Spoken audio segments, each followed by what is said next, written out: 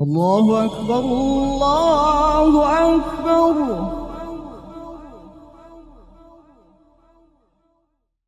And I was suspended from Madrassa, and then Dad said, okay, that's it. Enough. You are being deported. Back to where you came from. Shaykh, what do you do for a living? He was reciting Surah Al-Balad. أَلَمْ نَجْعَلْ لَهُ عَيْنَيْنِ. And that situation was really quite difficult. Assalamu alaikum wa rahmatullahi wa barakatuh. Welcome to our ELM podcast, where we discuss various topics with very special guests. And alhamdulillah, today we are joined with a very special guest, with a very special friend, and that is none other than Shaykh Ashiq, hafidahullah. Assalamu alaikum wa rahmatullah. Alaikum assalam wa rahmatullahi wa barakatuh. Barakallah fiqh, Shaykh Sayyid Anisul Haq. Thank you for having me. Barakallah fiqh. It's our honor, subhanallah. How are you doing, Shaykh? Alhamdulillah, I'm very well. And I'm better that, alhamdulillah, we're having this conversation. Exactly. Every time I get to speak to you, alhamdulillah, it makes me feel good. And Likewise. it's a joyous moment, alhamdulillah. Alhamdulillah. So, alhamdulillah, I've known Shaykh Ashiq for over, how long has it been? We met in When did you go to Egypt? 2012, I think it was. So about 11 years now. Yeah, subhanallah. It's Actually been, more, 12 years now. yeah, subhanallah. And it was in Egypt where we met, and then ever since then we've been, alhamdulillah. Alhamdulillah. And now I've moved to London and, got closer to the Shaykh. So, getting that barakah from the Shaykh as well. Barakallah fiqh. Alhamdulillah. Wallahi. Jazakallah Alhamdulillah. khair. I think we're in Tower Hamlets, in the East London community. And the London community are very much, they're very fortunate to have you joining as an imam in one of Europe's biggest masjids, because mashallah, you've been so dynamic and so active, so creative, and this is just one of those, mashallah, those projects. May Allah keep you steadfast and give you tawfiq and raise you in darain, in this dunya and akhirah. Give you steadfastness, inshallah. Ameen. Barakallah fiqh. Shaykhana, we want to start off with a question that many people have been asking. I know I've been following up a lot of other podcasts, a lot of social media platforms, and people have been asking one question, and we want to ask this question to you. Are you ready for the question? Oh my goodness. Not that one. Go ahead. Shaykh, what do you do for a living? Allah al-Musta'an. So my day job, as you know, I'm an imam, and also before becoming an imam, and also during my time as an imam, and still, alhamdulillah, continue, even during, as while I serve as an imam, even right now, I am involved in a business as well. And we have a family business that I'm a part of, and so yes, I'm an imam and I do business. Allahumma barik. Nafa'allah bikum, mashallah, alhamdulillah. Shaykhana, we want to get an insight on your journey in memorizing the Quran. Alhamdulillah, mashallah, tabarakallah. Your recitation is amazing. Allahumma barik. I know, please don't throw sand in my face, but alhamdulillah, it really does stand out. Ameen. And so we want to really look into your journey in memorizing the Quran, where it started, how's it going so far? Are you still studying, etc.? Okay, to start, formally, Bismillah, salatu wassalam ala Rasulullah. But wallahi, my journey with the Quran is not an amazing story that that you'd hear of a shaykh and memorize the Quran by the age of 7 and go to the qira'at by 10 and go asanid, etc. My story is actually quite different, and my story is more of a normal East Londoner. In fact, even more so of a village boy who came from Bangladesh. Okay, I was 7 or 8 when I came to this country in 1997, and before that, my father was an imam in the UK, so we were distant. So my source of education, Islamic education, was our local masjid, and we had some tuition teachers that would come to the house, because even though Dad was a great teacher, one of the greatest teachers that I know, and a hafiz and a alim, we weren't together. So up until that age, it was nothing. But then when we came to the UK, now we spent more time together. And wherever Dad would have a lesson, a tuition, he used to run a very, very, very famous evening maktab class in the Burner Hall in Cannon Street, off Cannon Street. 60, 70 students he would sort of, supervise and teach.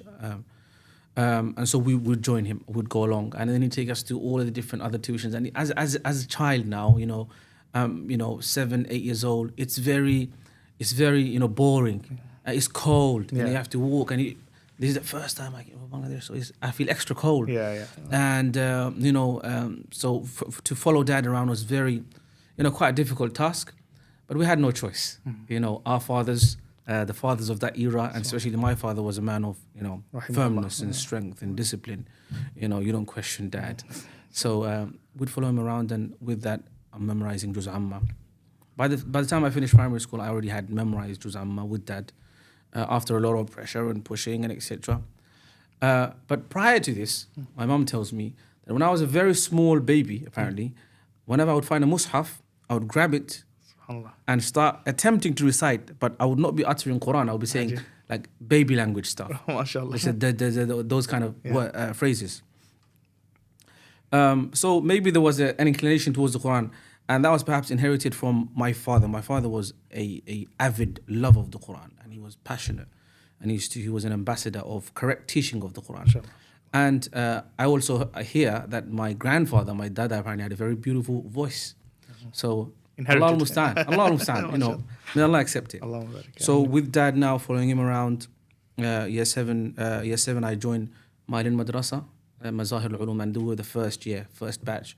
So then now I'm formally in a hifz class for the first time under a teacher, and my teachers were, they varied. One of the key teachers was Shaykh Mulana Akhtar. He's a teacher of many huffaz in our community. May Allah preserve him. So then I'm now. So what was interesting is in year 7, because I know a Juz Amma, we're ahead. But then we became a bit complacent and a bit lazy. So then other students were catching up. And one of those people, I can name him, inshallah, I hope you don't mind, it was our Shaykh Ma'in. MashaAllah. You know, you went to Medina with, Shaykh Ma'in started, and he had mashallah, an amazing memory, and he was going fast, so subhanAllah, so we were falling behind. But nonetheless, year 7, year 8, into year 9, I probably memorized about 10 juz, slowly, with assistance from Dad as well, with his various tuition class that I'd follow him around in. And I, at that age, also had a very big passion. I became passionate about learning the Quran. I can remember in year 7, year 8, that I would go home from Madrassa and I would get a quick nap. I'd wake up and I would learn my Quran. And I can remember in some of the classes, if I was corrected or if I got the portion wrong, I would actually start crying. It would hurt me a lot because, I put so much effort into it. So then in year 9, I went to a boarding madrasa in Madinatul Ulum, Kiddy Minister. Sorry, I hope it's not taking too long. You wanted to know the journey. No, right? we want to find out the whole journey, inshallah. So I was in Kiddy Minister, in Kiddy, as we say, Kiddy sure. Madrasa. Madinatul Ulum, and one of my teachers there was Shaykh Maulana Abdul Karim. He was a good man, mashallah. He had also a brother who used to teach another Quran hifz class just next to him. But those years from year 9 to year 11, I remember them to be very difficult because far from home. When you're growing in your teenagers, there's a huge demand for food. And the food provision at that time wasn't so great, I'll be fair and honest. And most of the students had the opportunity of taking, say for example, snacks from home or ordering from outside or going out for shopping. But because of our family situation at that time, Dad was alone, the only breadwinner, and we had 7 siblings. Our financial situation was really quite difficult. And so the money that I had, spending money, wasn't enough to actually go and acquire snacks and noodles like other students would. So it's difficult. And it was like having to survive with that ju' and that hunger. Alhamdulillah, went through those 2.5, 3 years. And I think by now I probably memorized about 20 juz, 20 ajza or something, or maybe less. So now it's taking a long time. Can you see? That's what I mean by I'm not your ideal student of the Quran, by 7, mashallah. And it was a long journey. And I think, to be honest, when I tell that story to people, some people can relate to it a bit more. You'll get motivated as well. Because it goes to show that you can be a normal guy and you can still become a hafiz and to add, I wasn't exactly the most sort of timid and quiet personality. I was quite naughty. So quite lazy and all of that. So alhamdulillah, GCSE's finished. Now Dad got really angry at us. You still haven't finished your hifz. Some complaints from Madrassa about laziness and also about shaping my beard, which was seen as a big crime. And I was suspended from Madrassa. And then Dad said, okay, that's it. Enough. You are being deported back to where you came from. So he sent me and my brother to Bangladesh, to a Madrassa in Dhaka. It's far away. He had a good friendship with the Sheikh there. And he convinced us, give him your passport, otherwise you'll be hijacked and you'll never come back. Subhanallah, but now we're locked up now because he's got the passports, one-way ticket, and in Dhaka. Subhanallah. And this is just before Ramadan. We spent there's a long story to this. I've actually shared it in another discussion with my brother in a podcast. But in the end of it, by the end of Ramadan, we did manage to come back to the UK. It was a difficult journey. We spent about 4 days in the madrasa before Ramadan and 2 days in Ramadan, and then that was it. And we came back. Now, of course, Dad's very angry. You came back without my permission and etc. So to comfort him and to reassure him and to say, we're going to be good boys, we're going to behave ourselves. My brother says, I'm going to get a job, Abba. Yes. I will provide. I will, I will help you out. And I say, Abba, I'll go back to madrasa. Okay. I'll go to madrasa. I'll be good. So now on to Darul Bolton. Oh, so you went to Bolton as well? Also, you didn't know this. Subhanallah. For 6 months, I was in Darul Bolton. Okay. This is in 2005. Okay. And then in Bolton, I was again back to the boarding life, and I had a very negative experience of boarding life already. So then I kind of, I pleaded to my father, and I said, please let me stay with you at home and finish my hifz where I started it. I gave like a bit of emotion. Okay, mashallah. And I had 5 ajza left or so at that time. Yeah. So let me finish my hifz with you because I started with you, and I'll go to Ibrahim College. Yeah. Because Ibrahim College just started off very close to where we are right now. So somehow I managed to make him. So I finished my hifz with my dad. MashaAllah. And then I was in Ibrahim College from 2006 to 2009. And then after that, Dad said, why don't you go and join your brother in Egypt, Shaykh Mustafa Ismail. I said, okay. I like the mujawwad style of recitation. I had, even in boarding Madrassa in Kidi, I used to like pretend to do mujawwad, screaming in the halls. What's this guy doing?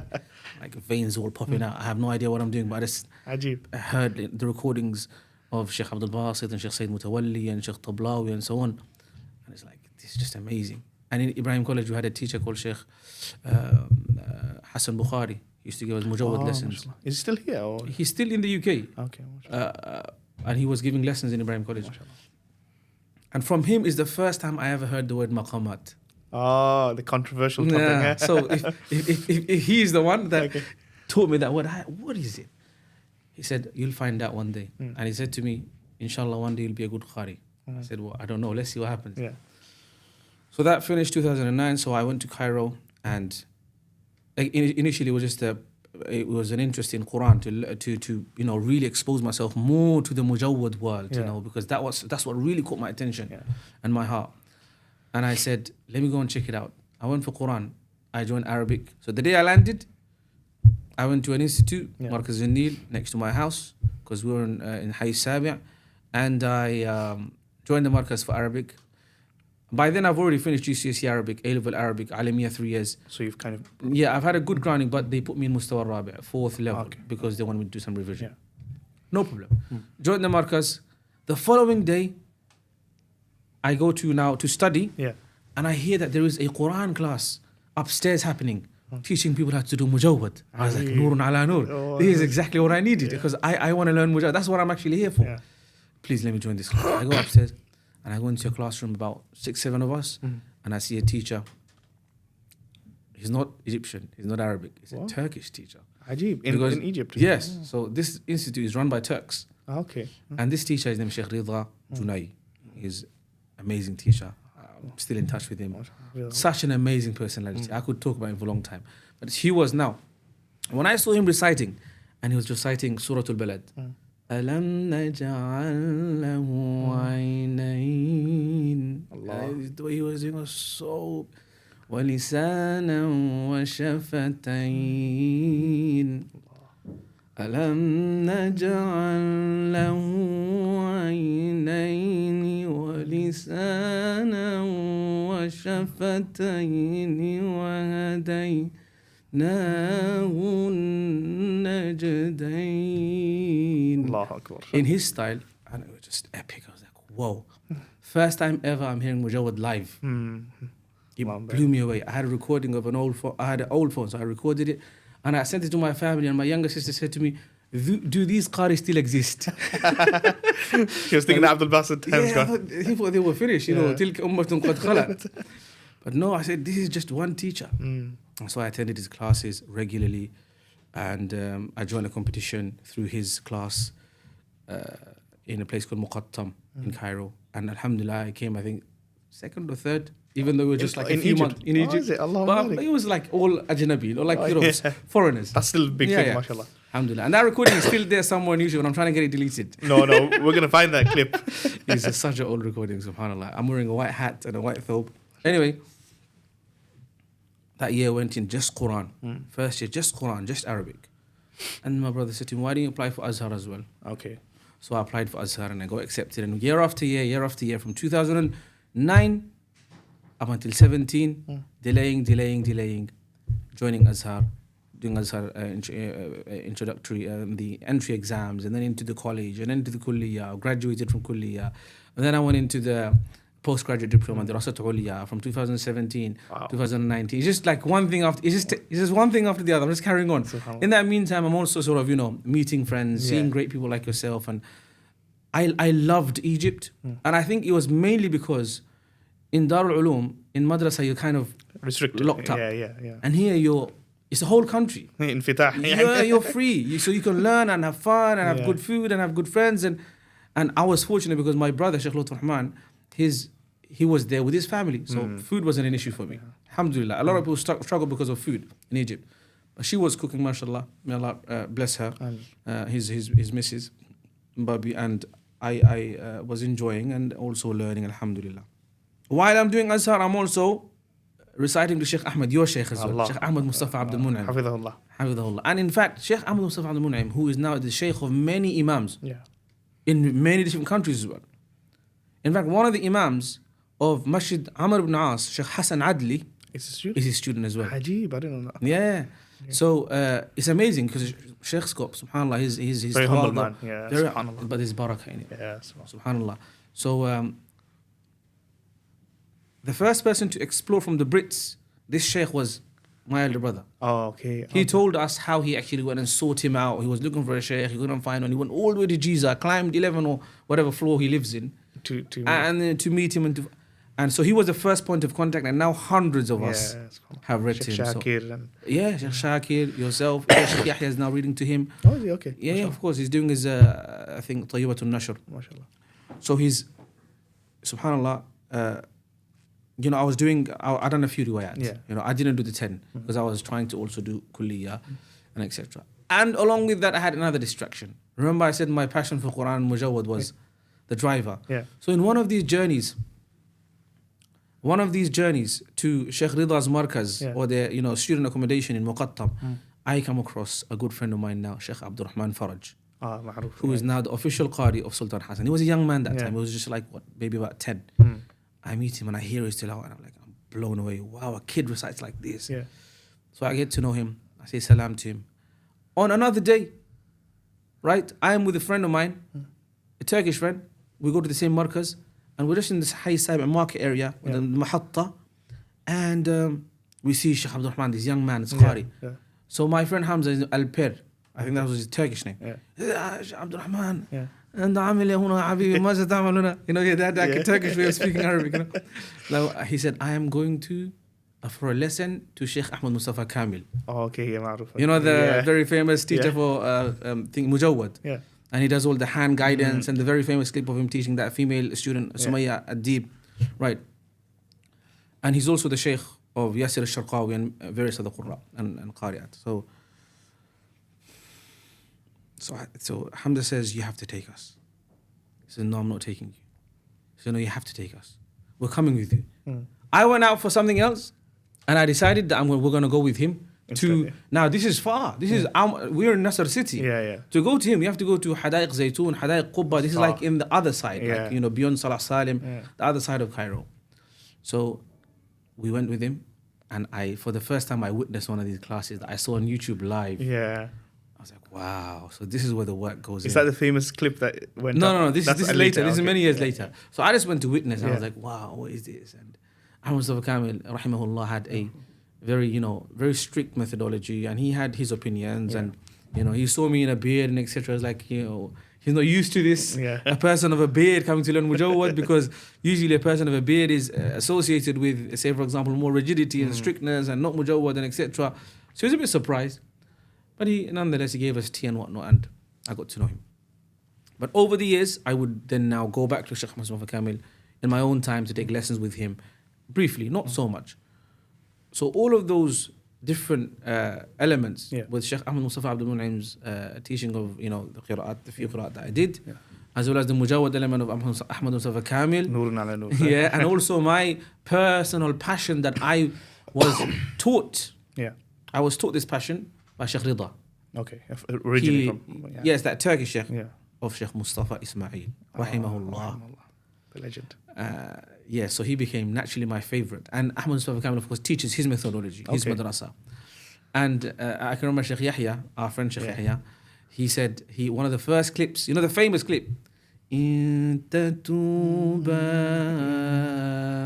إلى الله فقد صغت قلوبكما. That one, yeah. He played it to me. I was like, what is this? This is Jamal Fawq al-Wasf. This is beauty beyond description. Yeah.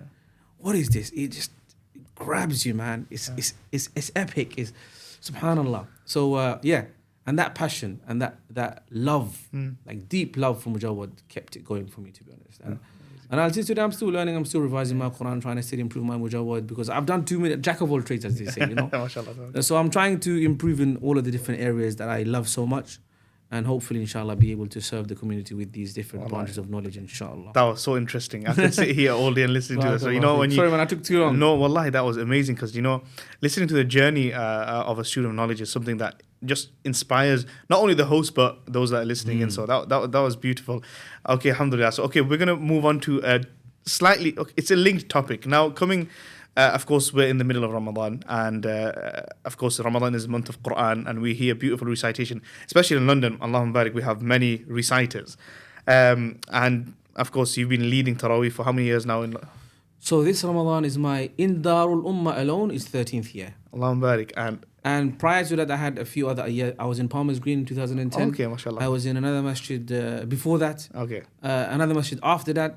I also led Tarawih with some of my teachers in a place called House of Raj, which was like a converted hall from Ibrahim College. Some of the teachers, Shaykh Shams al-Duhan, others, they were leading Tarawih. They said, you come and lead 2 rak'at as well. Mashallah. So, good few years. Mashallah. And what's been you can say, the best Ramadan or the best Tarawih for you, or best year for Tarawih? SubhanAllah. I don't know. It depends from which element do you mean? Do you mean like in terms of... Let's say the lineup first. The lineup? Those that led with you. Okay, we've had many mashayikh that led with us, alhamdulillah. So, including our friend Shaykh Shakir led with us. Shaykh Mansour Al-Awaji was... from Medina. From Medina. Al-Medina. He was... he's, subhanAllah, an amazing voice, an amazing personality. He led with us for many years until Corona, and then we had to sort of, you know... And then he came again after Corona, and then things changed slightly. So he was there as well.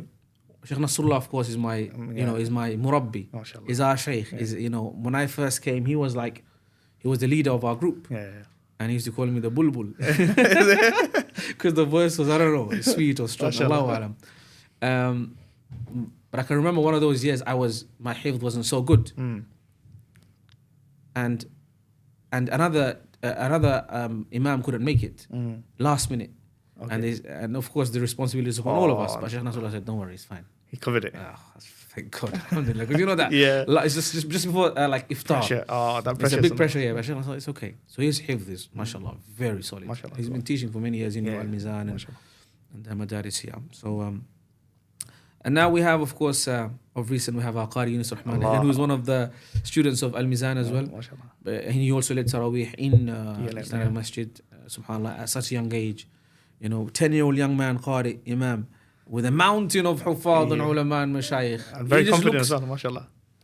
He smashed him, man. He was really good. Allahumma barik. May Allah preserve him. Yeah, I mean. May Allah raise him from rank to rank and make him an iconic, as he is already, but even more so, an example and a role model for our young people. Because wallahi, when I speak to young people now, like for example, on Thursday, I had, or a few days ago, I had a Quran training with some of our Jami'atul Ummah students. Okay. And I find a lot of them are trying to copy Shaykh Dawsari. Oh, is it? Taking they're probably taking from... I don't know how he does it. I can't copy Shaykh Dawsari. And I said, why do you guys copy Shaykh Dawsari? One of them said it's because it's powerful. And then one of them said it's because of Qari Yunus. Allah, he set a standard. Yes. So he's been an amazing addition to our team, and he's also, alhamdulillah, he's read to me. He got ijazah from me in Asim. He's also finishing Hamza. Is a mashallah, may Allah preserve him. Along with that, we've had over the years some of the students of Jami'atul Ummah joining us. Many other mashayikh joined us. So it was joined us. It was an amazing rotation. Mashallah. But I don't know why the management decided to keep on getting me back until in 2017. I applied voluntarily. I said, I'm here now for a bit of time, and they accepted me to be the lead imam and khatib. Just from zero to there, subhanAllah. But of course, this is because of the 6 years of Tarawih and as well as leading Jum'ah and many of the years. So alhamdulillah. MashaAllah. So alhamdulillah, you've been in Darul Ummah for many years now. And of course, I'm in ELM as well. Good friends. We're leading next to each other, alhamdulillah. Yeah. Wallahi, this is, I'm so happy with this. You know, I'm happy with this, not because we're just friends, but it's because we are seeing in this generation of imams this sense of togetherness and working together for the greater good. And, you know, ta'awanu al-birri wa-taqwa wa la ta'awanu al-ithmi wal-udwan, as the Quran says. That we're aiding one another and supporting one another for the good. Like this podcast, we are coming together for the good. Many other projects, like the Quran Revision Day, like the competition and etc. We are aiding one another for the good. And this is what's needed, man. And this is good. And this is good progress. Alhamdulillah. Alhamdulillah. I just wanted to add one thing when you said about one of the best years. I think one of the key iconic years was 2016. Okay. Because that's the year that one of those very nice recitations. And I realized why. Because in 2016, Ramadan was in summer, peak of it. Okay. And when the weather's hot, your voice is strong and it's good.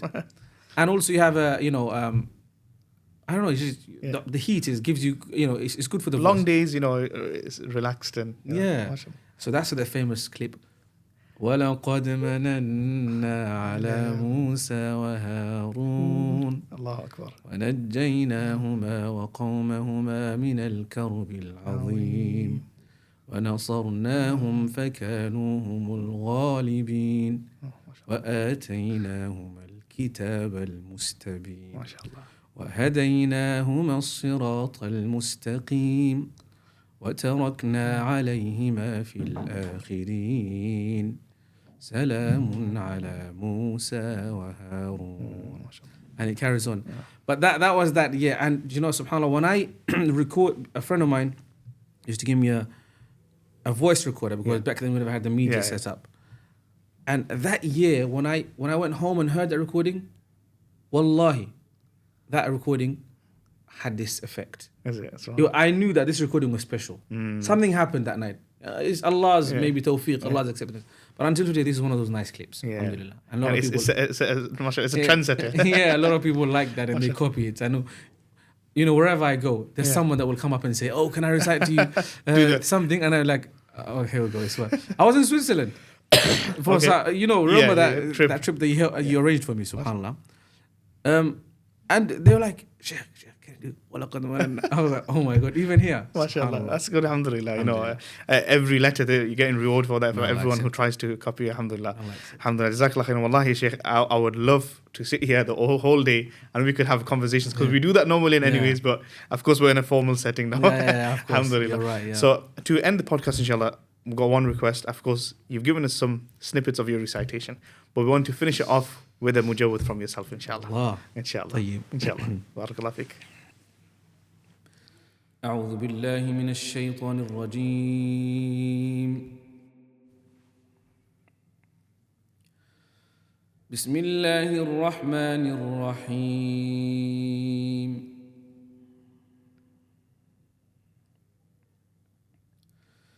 شهر رمضان الذي أنزل فيه القرآن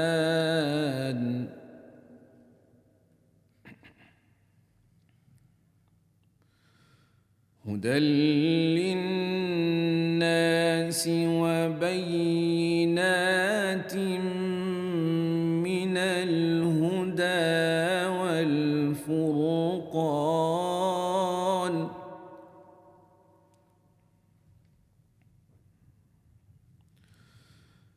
فمن شهد منكم الشهر فليصم ومن كان مريضا أو على سفر فعدة من أيام أخر.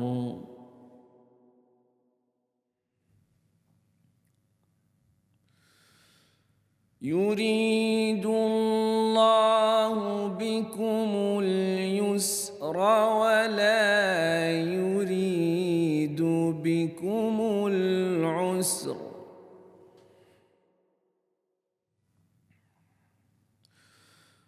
ولتكملوا العدة ولتكبروا الله على ما هداكم ولعلكم تشكرون.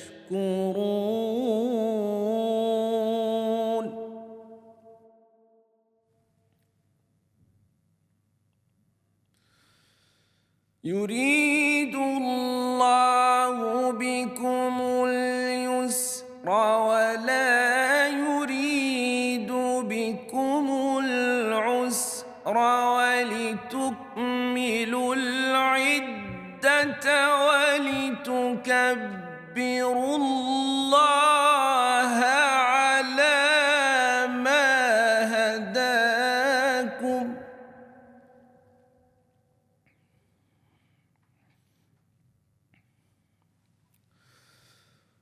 ولتكملوا العدة ولتكبروا الله على ما هداكم ولعلكم تشكرون.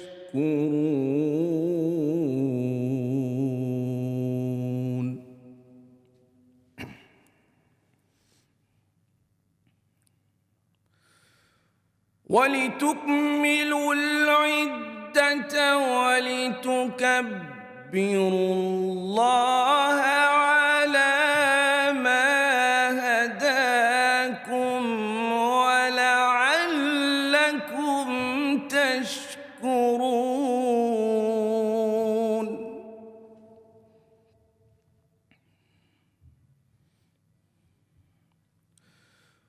وإذا سألك عبادي عني فإني قريب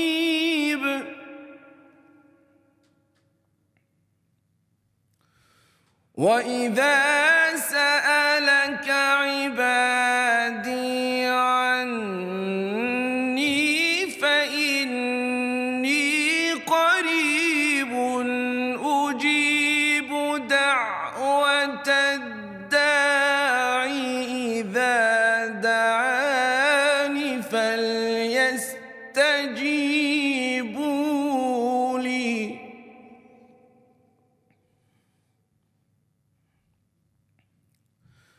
أجيب دعوة الداعي إذا دعاني فليستجيبوا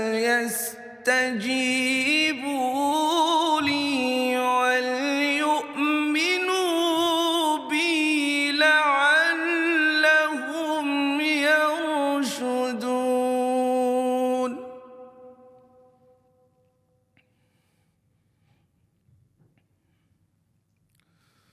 وإذا سألك عبادي عني فإني قريب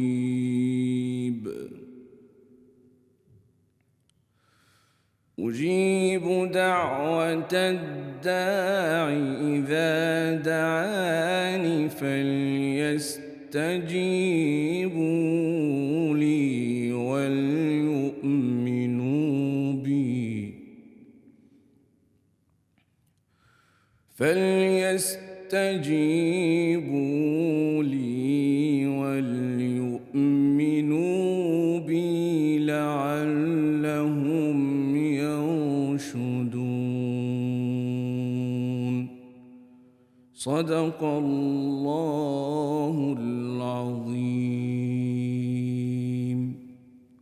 MashaAllah, tabarakallah. Jazakallah khairan, Shaykh. That was beautiful. Rabbana I was mesmerized by Allah the recitation. May Allah subhanahu wa ta'ala elevate your status. May Allah ta'ala preserve you and take the the hard work that you're doing for this community and yours, Shaykh. Ameen, inshallah. Jazakallah khairan for joining us on this podcast, and we hope that this will not be the first and last podcast that we do together. Hopefully many more together, inshallah. As you mentioned, ta'awunu ala al-birri wa taqwa, inshallah. Barakallah Fiikum, barakallah. Shaykh Anisul Haq, I thank you.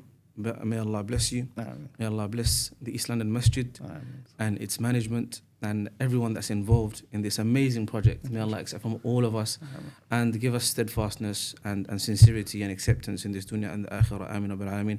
I want to say that, since being in Hamlet since 1997, subhanallah, the East London Masjid is an icon for us. And it's a masjid that we are so much attached to in our hearts and in our minds, and we look up to.